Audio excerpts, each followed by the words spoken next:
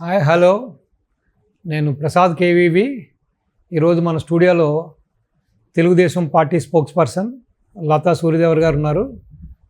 Madam, ఈ రోజున YS Sunitha గారు దివంగత నాయకుడు, రాజశేఖర రెడ్డి సోదరుడు, వివేకానంద రెడ్డి కుమార్తె జగన్మోహన్ రెడ్డి గారికి తగిన గాయం గురించి, ఆయన ఆ బ్యాండేడ్ తీయకుండా అలా పెట్టుకోవడం గురించి, అది పెట్టుకోవడం మంచిది కాదు, అది తీసేసే, లేకపోతే అక్కడ సెప్టిక్ అయ్యి గాయం పెద్దదయ్యి కుళ్ళిపోయే ప్రమాదం అని చెప్పారు.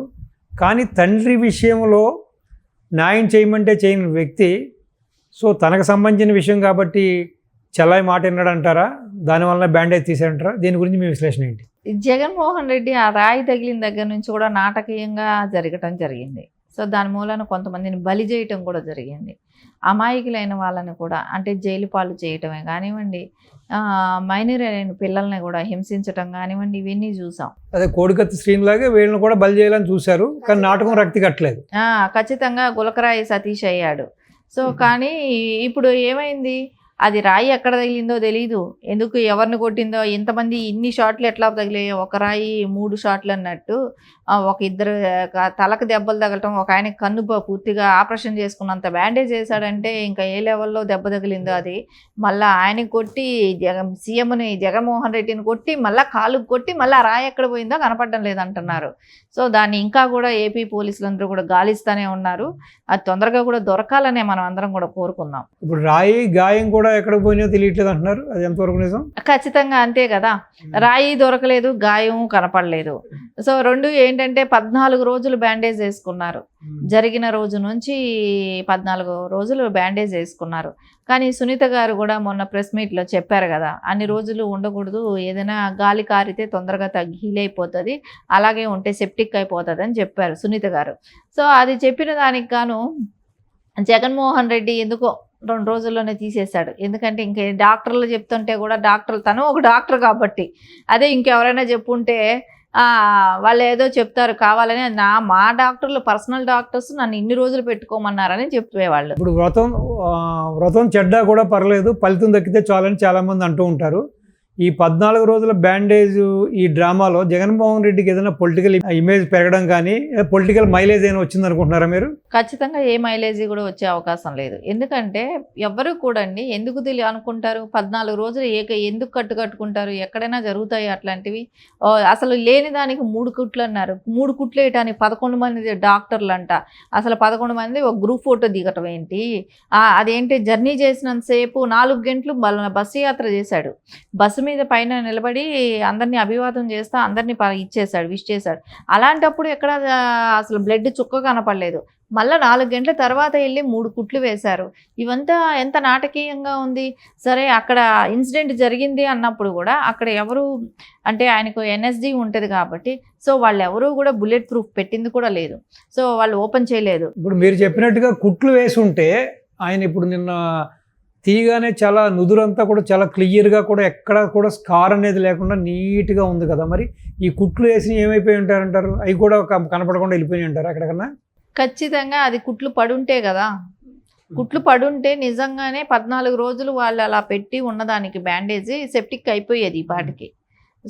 ఎండాకాలం వేరే, చెమటలు పడుతుంది, అది వేడికి అది ఎంత ఇది బర్న్ అవుతూ ఉంటుంది. ఖచ్చితంగా ఈ పాటికి ఆయనకి సెప్టిక్ అయ్యేది.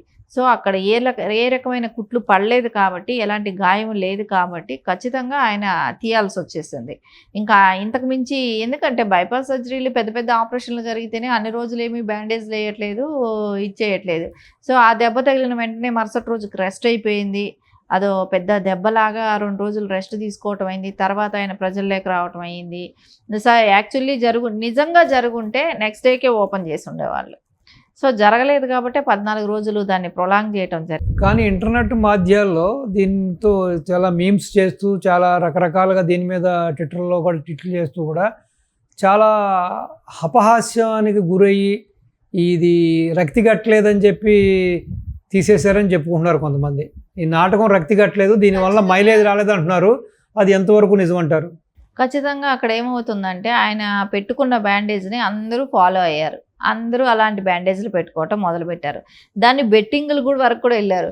ఆ బెట్టింగ్స్ ఏంటంటే ఈయన ఎలక్షన్ అయ్యే వరకు బ్యాండేజ్ పెట్టుకునే తిరుగుతాడు, అంతవరకు తీయడు. ఎందుకంటే కోడికత్తి సీన్ డ్రామా ఎంత స్ట్రాంగ్గా ప్లే చేశాడో అదేలాగా గులకరాయిది కూడా ప్లే చేయటం కోసం ఆయన బ్యాండేజ్ పెట్టుకునే ఉంటాడు అని బెట్టింగ్లు పెట్టుకున్న వాళ్ళు కూడా ఉన్నారు.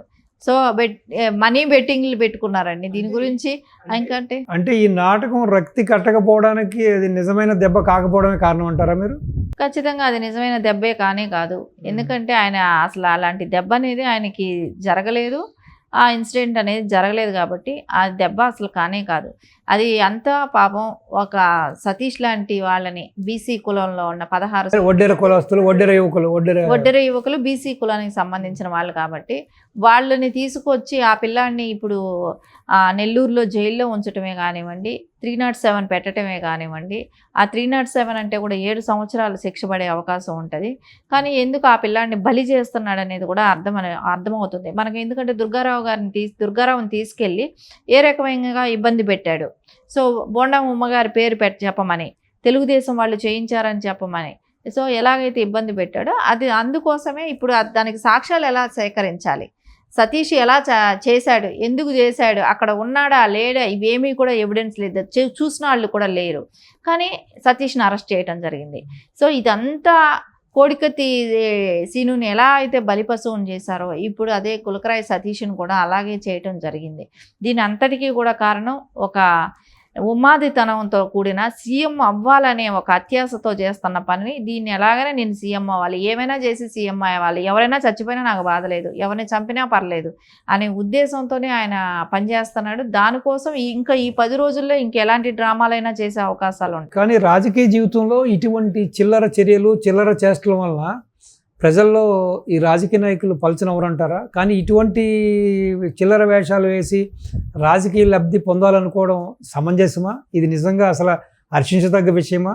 సో ప్రజలు ఏమనుకుంటున్నారు దీని గురించి, ప్రతిపక్షాలు ఏమనుకుంటున్నాయి? సమాజంలో ఎవ్వరూ కూడా ఇలాంటివి జరగాలని ప్రజలు కూడా అనుకోరు. ప్రతిపక్షాలు ఖండిస్తూనే ఉన్నాయి. స్టిల్ ఆ రోజు నుంచి కూడా అది జరిగింది అని అంటే అది నమ్మశక్యంగా కాదు అనేది అయితే అర్థమవుతుంది. సరే అది నిజమేమో అనుకొని చంద్రబాబు నాయుడు గారు ట్వీట్ చేయటం అయింది, మోడీ గారు ట్వీట్ చేయటం అయింది, అందరూ కూడా దాని గురించి స్పందించారు. పవన్ కళ్యాణ్ గారే కానివ్వండి అందరూ స్పందించారు. కానీ అది ఈరోజు ఫేక్, అది కావాలని వాంటెడ్లీ చేశారు అనేది అర్థమైన తర్వాత ప్రజలకి అర్థమైపోయింది, నాయకులకి అందరికీ అర్థమైంది, అపోజిషన్ వాళ్ళకి. ఎందుకంటే 14 రోజులు ఆ బ్యాండేజ్ వేసుకొని తిరగటంలోనే అది ఫేక్ అని అర్థమైపోయింది.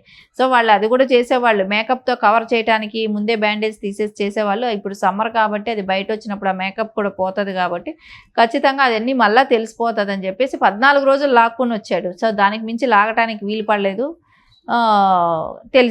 కట్లు తీయాల్సి వచ్చింది, బ్యాండేజ్ తీయాల్సి వచ్చింది. సో ఆయన ఆరోగ్యానికి సంబంధించి ఆయన ముఖం మీద ఆ గాయం పెద్దదయ్యి అది సెప్టిక్ అయ్యి ఆయనకి ఆరోగ్యం దెబ్బతినకుండా మంచి సలహా ఇచ్చిన సునీత గారికి, ఆవిడ తండ్రికి జరిగిన నష్టానికి నిజంగా న్యాయం చేస్తాడంటారా? సలహా తీసుకొని చేసేది ఏముంటుంది దీనిలో? ఎందుకంటే ఆయన సలహా పాటించే వాళ్ళు వాళ్ళ డాక్టర్స్, వాళ్ళ ఐప్యాడ్ టీం వాళ్ళు ఉంటారు. వాళ్ళు చెప్పిందే ఆయన చేస్తాడు. సో ఆయన రాజకీయ లబ్ధి కోసం చేసిన డ్రామా, సునీత గారు చెప్పిన దానికోసం చేసింది కాదు.